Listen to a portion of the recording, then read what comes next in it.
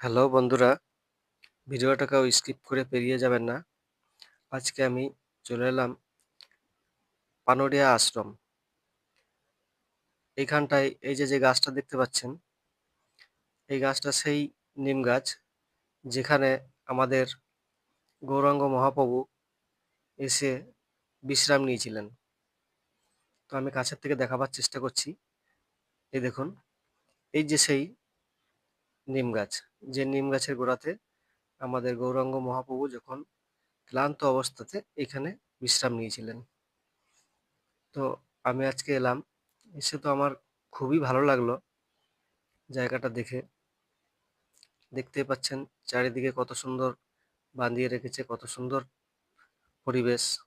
আমার তো খুবই ভালো লাগলো। তো আমি জানি না যে কে কোথা থেকে দেখছেন, তো যেখান থেকে দেখুন, আমি চাইবো যদি আপনারা পারেন একবার এই গৌরাঙ্গ মহাপ্রভুর চরণধুলি নিয়ে যাবেন, খুবই ভালো লাগবে।